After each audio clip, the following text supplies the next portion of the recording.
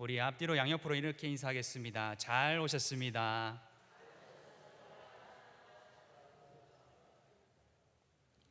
이 시간 상처를 딛고 빛을 향해 가는 여정이라는 제목으로 말씀 전하도록 하겠습니다.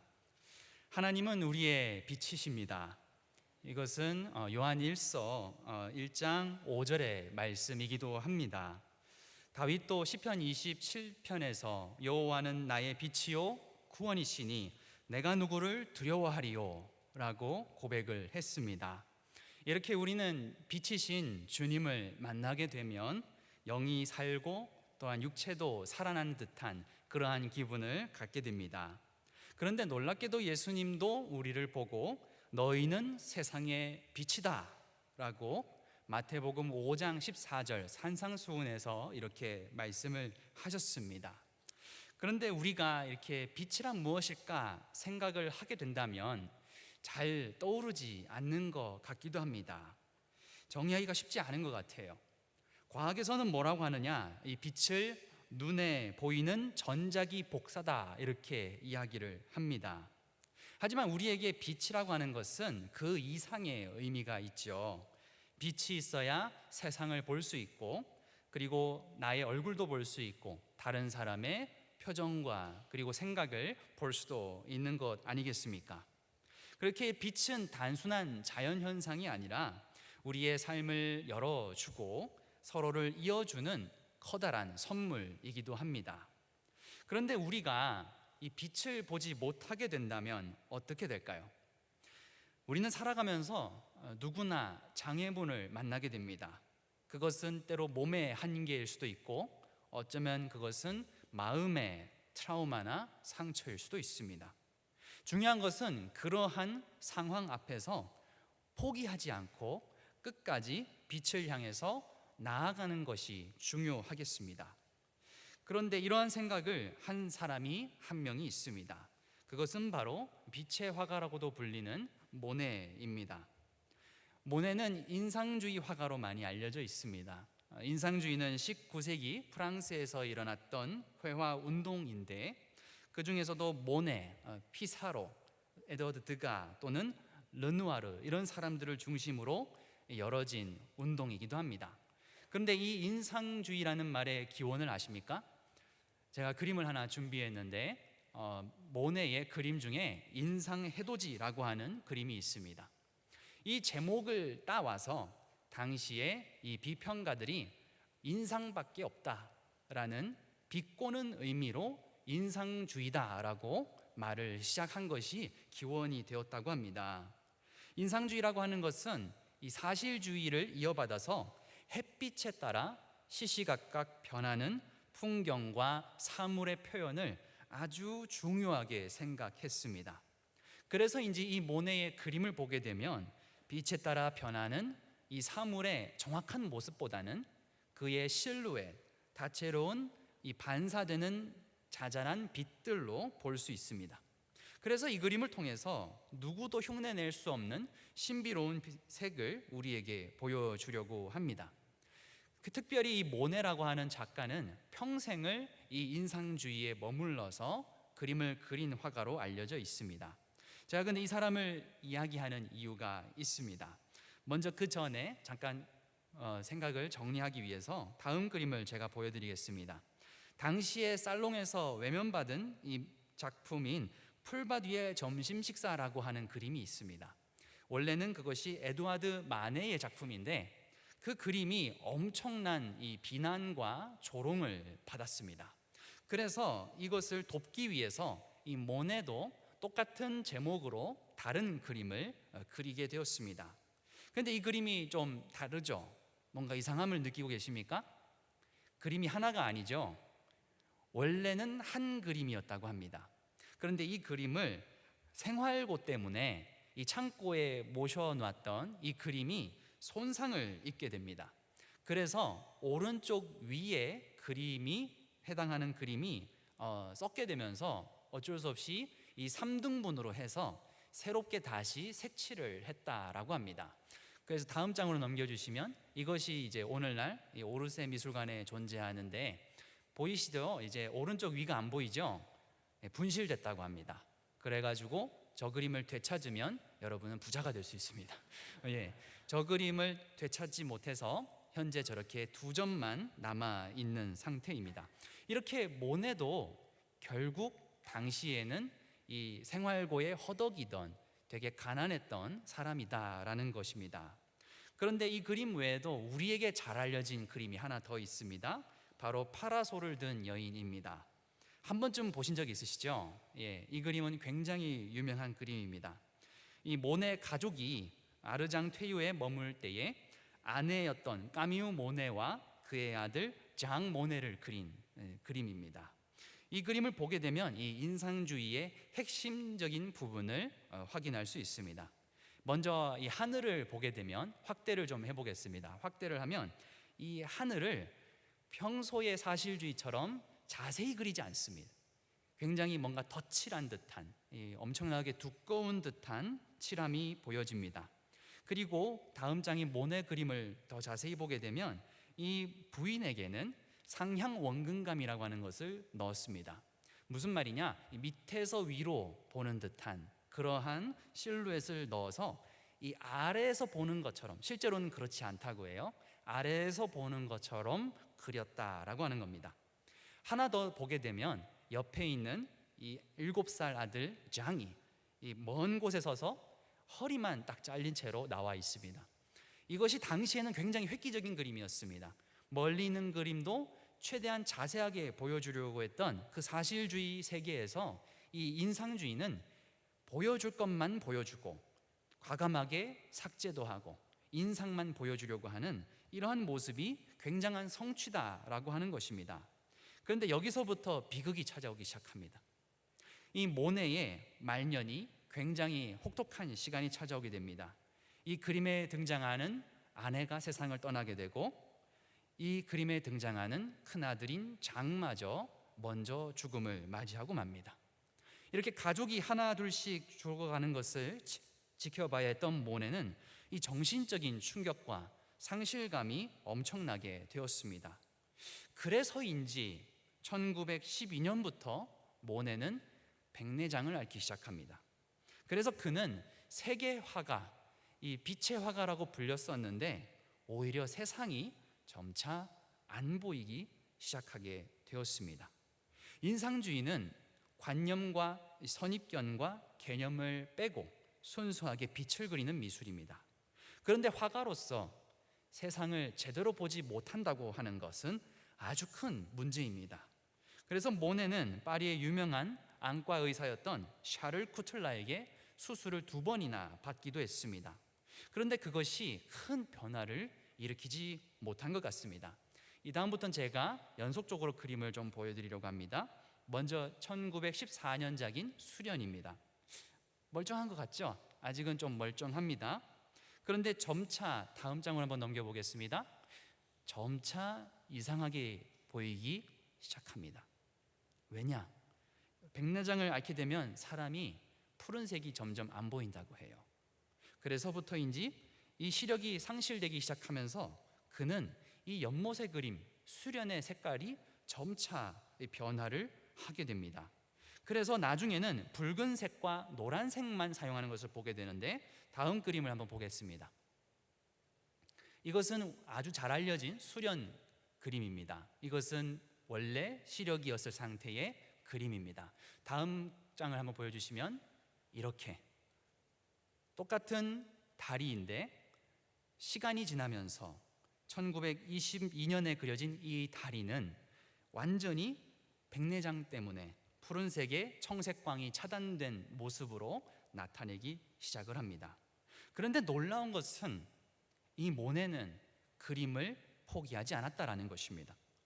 그의 그림은 어쩌면 자기 내면의 이 빛을 향한 씨름이자 투쟁이었다라는 것입니다. 그는 보이지 않아도 그려야 했습니다. 희미하지만 그 빛을 보기 위해 부단히 애를 쓰게 되었습니다.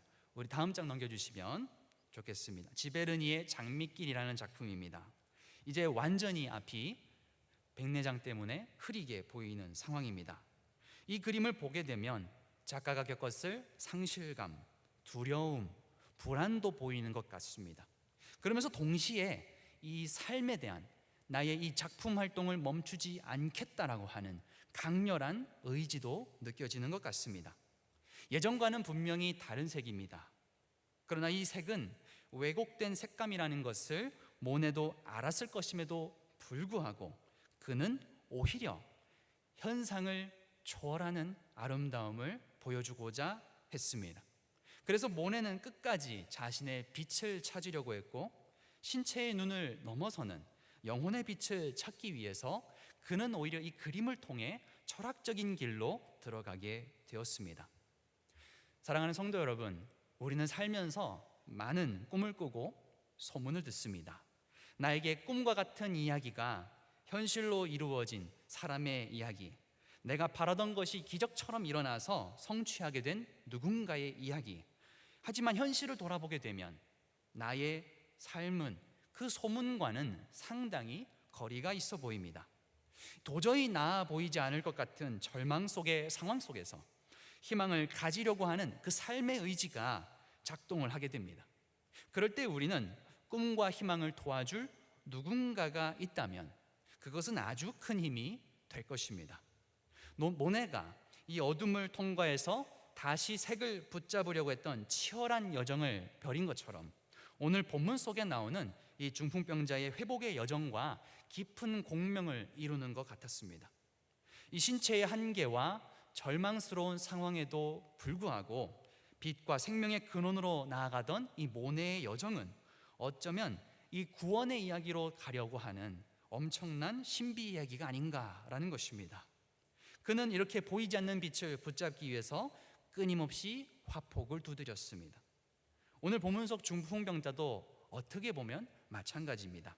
그의 몸은 갇혀 있었지만 그 마음에는 빛이신 예수님을 찾으려고 하는 강렬한 마음이 작동하고 있었습니다. 오늘 말씀을 보게 되면 예수님께서 갈릴리와 유대와 예루살렘을 두루 다니시면서 사람들을 가르치시던 장면으로 시작을 하게 됩니다. 그 주인공에는 이 예수님의 소식을 들은 중풍병자가 등장을 합니다. 그런데 그 사람은 예수님을 향해 갈 수가 없는 겁니다. 중풍병은 말 그대로 몸이 마비가 되는 병입니다. 그분을 만나서 병을 고쳤다라고 하는 이야기가 들려오기 시작할 때 그는 더욱더 절망했을 겁니다. 나는 움직일 수가 없는데 예수님께서 나에게 오지 않는다면 나는 어떻게 해야 되는 것인가? 그는 어쩌면 생각했을 것입니다. 우리도 때로 누군가의 소문을 듣게 될 때 나랑 상관이 없게 되면 그 소문이 오히려 나에게 자극이 되지 않고 영혼을 좀먹게 됩니다. 그러다가 피의식을 가지기도 하고 나중에는 그것이 이 마음의 병으로도 이어질 수 있습니다. 그런데 여기서부터 말씀에서 반전이 일어납니다. 네 사람이 중풍병자를 메고 예수님께로 향하는 겁니다. 예수님은 우리의 문제를 해결할 수 있는 분이시고 기적도 일으키시지만 스스로 갈 수 없는 사람은 어떻게 해줄 수가 없습니다. 그러나 이 중풍병자를 들어주는 사람들이 있었다라는 것입니다. 그들은 병을 낫게는 해줄 수 없었지만 그들은 예수님을 만나도록 도와주었다라는 겁니다. 이야기를 계속해서 읽어보면 이렇게 열심히 힘을 내서 예수님이 계신 집 앞에까지 왔습니다. 그런데 수많은 무리가 또 예수님이 계신 집 앞에 모여 있었다라고 합니다. 또 다른 장애물이 펼쳐졌습니다. 고함을 지르고 비켜주십시오 라고 해도 변하지 않는 상황인 것입니다. 제가 만약에 이 사람들이었다면 아마 포기했을 거예요. 그런데 놀랍습니다. 이 친구들은 멈추지 않습니다. 이들은 고민하다가 기발한 생각을 하게 됩니다. 우리가 말씀에서 읽은 대로 지붕을 뜯기 시작하는 것입니다. 당시 유대 지역의 건물들은 대체로 이 나뭇가지를 엮어서 점토를 발랐다고 합니다. 그래서 얼마든지 뜯을 수 있고 수선을 할 수 있었다라고 합니다. 그리고 건물 밖에는 계단도 있었던 것 같습니다. 중풍병자의 내 친구는 거기로 올라갈 생각을 했다라는 것입니다. 그 시대에 울타리도 없고 되게 위험했을 텐데도 불구하고 그들은 각오하고 올라갔습니다. 그리고 점토와 나뭇가지를 뜯어내고 예수님 앞에 친구를 누인 침상을 내려보냈다라는 것입니다. 우리 말씀 한번 다시 한번 읽어보겠습니다. 2장 4절의 말씀입니다. 무리를 인하여 예수께 데려갈 수 없으므로 그 계신 곳에 지붕을 뜯어 구멍을 내고 중풍병자의 누운 상을 달아내리니. 아멘. 비켜주십시오, 도와주십시오 하고 끝난 게 아니라는 겁니다. 적극적으로 올라가서 지붕을 뜯은 겁니다. 대단한 겁니다. 엄청나게 수많은 사람들의 이 비난과 그리고 배상을 해야 하는 엄청나게 큰 문제가 일어날 수 있는데도 당시에도 충격적이고 오늘도 감히 할 수 없는 엄청난 모습인 것입니다. 한번 상상해 보십시오. 민폐 아닙니까? 민폐잖아요. 남의 집 지붕을 뜯는 겁니다. 그리고 예수님은 말씀을 전하고 있어요. 요즘 말로 하면 설교 중이십니다. 그런데 갑자기 한신교회 정문이 뜯어지는 거죠. 그럼 다 쳐다보지 않겠어요? 그 당시의 상황을 생각해 보면 엄청나게 놀라운 일이다라는 것입니다. 이 그림을 상상한 장면이 있는데 제임스 티소가 그린 지붕에서 내려지는 중풍병자라는 그림이 있습니다. 그림에서도 볼 수 있듯이 이 병자가 하늘에서 내려오는 듯한 모습을 보여주고 있습니다. 영문을 몰라서 놀라는 사람, 지붕이 망가진 것을 화내는 사람, 다양한 반응들이 이 그림에서도 나타나고 있습니다. 제가 그 중에 한 사람이라면 왜 새치기 하는 거냐고 할 겁니다. 이때까지 줄 서고 기다렸는데 하늘에서 내려오는 건 반칙이잖아요. 오늘도 누군가가 이 오픈런을 해서 이 마이클 조던의 이 신발 나이키를 살 수 있다고 한다면 다 줄 서고 있는데 갑자기 새치기 하는 거잖아요. 저라도 기분 나쁠 것 같거든요. 그런데 예수님의 반응이 재미있습니다. 예수님께서 뭐라고 하시냐면 5절을 보면 그들의 믿음을 보시고, 누구의 믿음입니까? 중풍병자와 내 친구들의 믿음인 겁니다. 그 믿음을 보시고 나아가서 네 죄사함을 받았느니라. 이 엄청난 사건인 것입니다. 이들은 예수님께 나아갈 길이 없는 상황에서 포기하지 않았습니다. 이런 친구들의 수고와 헌신 그리고 용기로 이 중풍병자는 예수님을 만나게 됐습니다. 우리는 이 장면에서 환자 자신만의 믿음 때문이 아니라 다른 사람의 믿음을 통해서 이 죽은 것과 같았던 이 중풍병자가 회복되는 모습을 보게 되는 것입니다. 중풍병자는 정작 아무것도 할 수 없었지만 친구들의 믿음을 통해서 회복의 기회를 얻은 것입니다. 예수님께서는 이 중풍병자의 병의 치유뿐만이 아니라 죄 사함까지 선물로 주시게 됩니다. 그는 기뻐하며 일어나서 누운 것을 가지고 하나님께 영광을 돌리며 자기 집으로 돌아갔습니다. 물론 그의 옆에는 함께 여기까지 여정을 같이 해온 친구들도 같이 있었습니다. 저는 이 말씀을 계속 묵상하면서 이 이야기를 중풍병자 환자의 마음같이 느끼기 시작했습니다. 어쩌면 저 지붕이, 저 사람들로 쌓여있는 저 집의 모습이 세상과 하나님 사이를 가로막는 장벽이지 않았을까? 세상의 틀에 나오지 못하고 살아가는 그 마음의 상처 같은 것이 아니었을까? 그렇다면 친구들이 한 것은 무엇입니까? 그 중풍병자의 마음의 상처를 뜯어내기 시작한 것입니다. 그리고 예수님을 만나고 볼 수 있도록 현명하게 대처한 것입니다. 그 지붕을 뚫는 행동은 열정만으로 되지 않습니다. 어쩌면 그 행동은 예배일 것입니다. 사랑일 것입니다. 병자의 내면을 덮고 있었던 그 상처의 막을 뜯어내고 예수 그리스도를 만나게 해준 것이 아닌가 하는 것입니다. 예수님께서는 그들의 믿음을 보셨다고 합니다. 중풍병자의 회복은 자신의 믿음만으로가 아니라 그를 사랑하는 자들의 믿음, 말없이 전하는 간접적인 사랑의 행동으로 그 구원이 이루어진 것입니다. 내 친구들은 복음의 동반자 역할을 한 것입니다.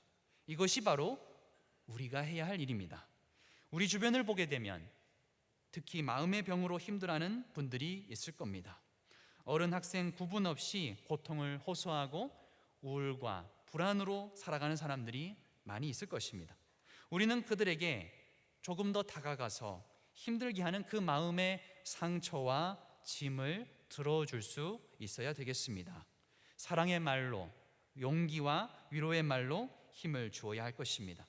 이렇게 우리는 그들에게 이웃이 되어야 하는 것입니다. 여기 말씀에 나오는 또 다른 사람이 있습니다. 그것은 서기관입니다. 누구나 서기관처럼 예수님의 말씀을 듣고 왜 저러는 거지? 라고 생각할 수 있습니다. 누구나 내 친구들과 중풍병자의 행동을 보게 되면 손가락질을 하지 않겠습니까? 하지만 하나님께 나아갈 힘조차 없는 이를 위해서 대신 나아가는 중보기도의 역할을 감당하고 은혜의 자리로 이끌어줄 수 있는 사람이 과연 내 안에 있는가? 우리는 이 말씀을 생각해 보아야 되겠습니다. 철학자인 키르케고르는 진리를 강요하지 않고 곁에 머물며 도와주는, 그래서 그 사람이 스스로 진리를 만나게 해주는 돕는 존재로 간접적인 전달자가 필요하다라고 말했습니다. 바로 예수 그리스도를 그는 간접 전달자라고 표현한 것입니다. 또한 이 내 친구는 그 간접적인 전달자의 역할을 수행합니다. 그들은 말없이 예수님께 인도했습니다. 예수님은 그 사랑을 보시고 회복을 선포하셨습니다. 오늘날 우리도 복음을 전할 때 이 말씀은 중요한 길잡이가 될 것입니다. 강요하거나 앞질러 가는 것이 아니라 지붕을 뚫고 침상을 들어주고 곁에서 함께 걷는 그러한 친구가 필요하다라는 것입니다. 사랑하는 성도 여러분, 오늘 말씀을 준비하면서 우리는 두 가지 분명한 부르심을 보는 것 같습니다. 첫 번째는 우리는 앞에서 들려드린 모네의 이야기처럼 절망과 상실의 순간에도 하나님을 향한 열정을 포기하지 않아야 할 것입니다. 눈이 보이지 않아도 끝까지 빛을 그리려고 했던 모네처럼 우리도 보이지 않는 현실과 무너지는 마음 속에서도 신실한 하나님을 향한 갈망을 잃지 않아야 합니다. 우리의 믿음의 눈은 육심의 눈보다 더 깊은 곳을 바라보아야 합니다. 그 눈으로 주님을 바라보게 될 때에 비록 내 앞이 보이지 않아도 어둠 속에 있을지라도 그것은 결코 우리를 삼킬 수가 없을 것입니다. 두 번째로 우리는 중풍병자의 친구를 통해서 배울 수 있습니다. 스스로 걸을 수 없는 이웃을 위해서 지붕을 뚫고 예수님께 데려갔던 친구들처럼 우리도 누군가의 동반자가 되어야 합니다. 내 힘으로 누군가의 병을 고칠 수는 없어도 그를 예수님께 데려가는 통로는 될 수 있습니다. 말 한마디의 위로, 손을 내미는 격려, 함께하는 기도의 자리가 바로 오늘 우리의 지붕을 뜯는 행동이 될 것입니다. 예수님의 명령을 자세히 보면요, 세 가지로 명령이 이루어집니다. 일어나서 네 상을 가지고 가라입니다. 엄청난 힘입니다. 예수님이 왜 그러셨는가를 보면 인자가 땅에서 죄를 사하는 권세가 있는 줄을 너희로 알게 하려 하노라 라고 하셨습니다. 우리는 그래서 먼저 일어나야 합니다. 그리고 이 침상으로 상징하는 나의 문제와 나의 고민과 나의 방황과 절망을 함께 가지고 가야 합니다. 그 과정이 바로 십자가의 길입니다. 각자가 자기 십자가를 지고 나를 처절하게 거부하면서 예수님만이 나의 삶을 바꿀 수 있다라고 고백할 수 있어야 하는 것입니다. 사랑하는 성도 여러분, 우리가 예수님을 만날 때 그 만남은 기적에서 끝나지 않습니다. 우리는 이 시대의 지붕을 뜯는 친구가 되어서 삶 전체를 예배로 드릴 수 있어야 되겠습니다. 모네가 붙잡으려고 했던 빛들도, 내 친구가 열어주려고 했던 그 빛들도 결국 지금 우리 안에 거하시는 예수 그리스도의 빛이기 때문입니다. 막혀있는 자를 향해 하늘을 열고 침상을 함께 들고 예수님께 나아가는 길로 길을 열어주는 사람, 그 믿음이 누군가의 절망에 빛이 되고 트라우마에는 구멍을 내고 하늘을 통해서 예수 그리스도의 은혜가 쏟아지게 하기를 간절히 소망합니다. 오늘 주님 앞에서 다시 일어나서 나의 상처와 나의 한계를 짊어진 채로, 그리고 그 모든 것을 넘어서 빛이신 예수 그리스도께로 나아가시기 바랍니다. 그리고 누군가의 친구가 되어서 그를 예수님께 데려가는 복음의 동반자가 되는 저와 여러분 되시기를 간절히 축원합니다. 그때 우리의 삶에도 그리고 우리의 교회에도 주님의 구원과 기쁨이 충만해 임할 줄로 간절히 믿습니다. 우리 함께 결단 찬양